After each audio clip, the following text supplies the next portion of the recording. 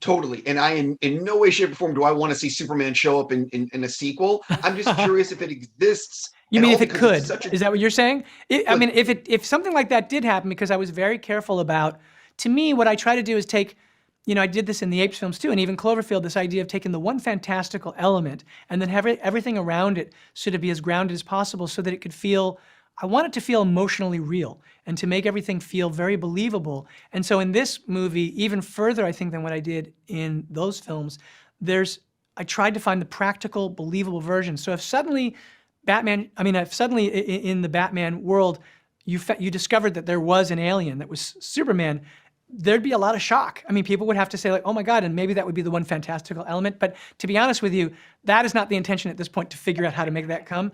If, look, we should be so lucky that this is a world that people embrace and that they say like, oh my God, we want to see what would happen when those things collide. I think if that challenge ever presents itself, it would be an exciting one to explore, but I'd have to try and do it through this lens, you know what I mean? And that is absolutely right, that at the moment, to me, this world is the place that I want to focus. And it's one of, our jobs, mine and Peter's, is to come in and make sure the DCU is connected in film, television, gaming, and animation. That the characters are consistent, played by the same actors, and it works within one story. And if something is outside of that, like Matt Reeves' Batman. James Gunn. I'm curious, why isn't Reeves's The Batman allowed to exist within the new DCU? Not to implicate that this is a reason, but I personally like the contrast between a dark and decrepit Victorian, Gothic Gotham City and a lively mid-century modern metropolis, and think it was all perfect casting and executed damn near perfect iterations of the characters, especially Robert Pattinson's Batsy. It's not an allowed thing. It's Matt's choice, and we respect that. Have you contemplated, have you had the conversation, have you reconsidered integrating Pattinson's Batman into your DCU? I've contemplated it. Yeah, we've contemplated it. You gotta contemplate everything, John. We gotta talk about everything. Like, it just means like, and then see, like, you can't, these questions you can't answer because people are too, Right.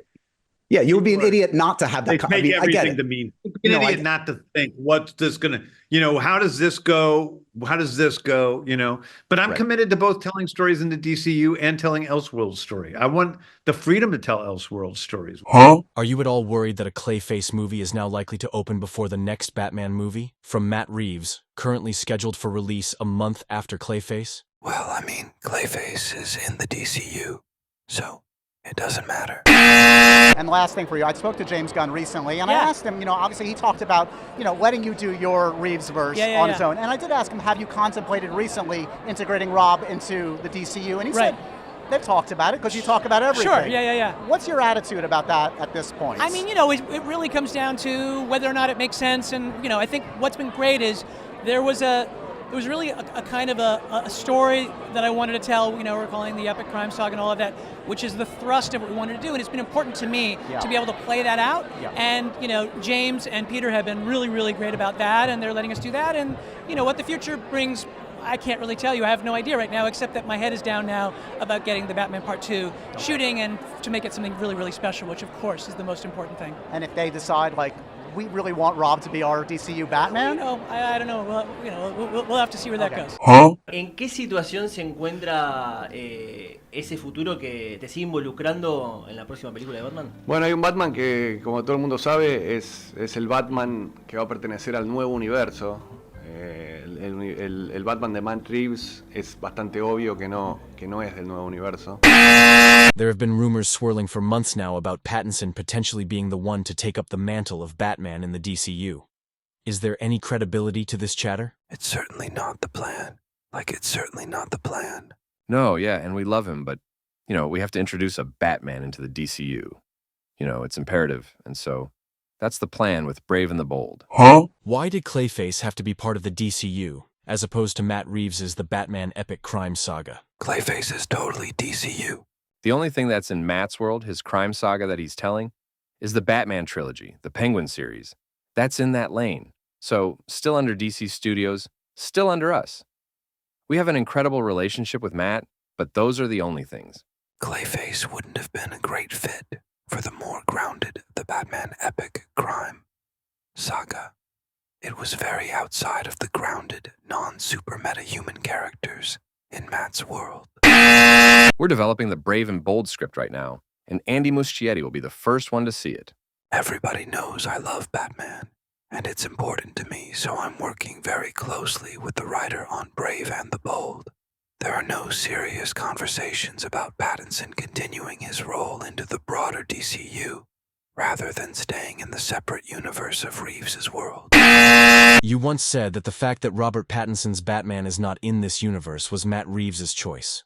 Does that mean if it were up to you, you would have just pulled that into your universe? It would be a consideration. We'd have to think about it. It is not like we've never discussed it. It's interesting. Your answer is much more present tense than I expected. As if it's an ongoing possibility. No, I don't. Batman's my biggest issue in all of DC right now, personally. And I'm not writing Batman, but I am working with the writer of Batman and trying to get it right, because he's incredibly important to DC, as is Wonder Woman.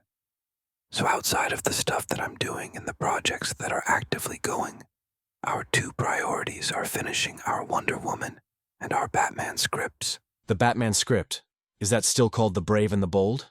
Right now, yeah. Right now. In the broadest sense, what needs to be figured out to make those two properties work? Batman in this universe. Batman has to have a reason for existing, right? So Batman can't just be, oh, we're making a Batman movie because Batman's the biggest character in all of Warner Brothers, which he is. But because there's a need for him in the DCU, and a need that he's not exactly the same as Matt's Batman. But yet, he's not a campy Batman. I'm not interested in that. I'm not interested in a funny, campy Batman, really. So, we're dealing with that. I think I have a way in, by the way. I think I really know what it's. I just am dealing with the writer to make sure that we can make it a reality. I really should clear this up. Is there still a non-zero chance that Matt Reeves's Batman will get sucked into your universe? Long pause. I would never say zero, because you just never know. But it's not likely. It's not likely at all. Huh? Is there one filmmaker, if you had your druthers, if you could lure anybody into the DCU, who would you grab?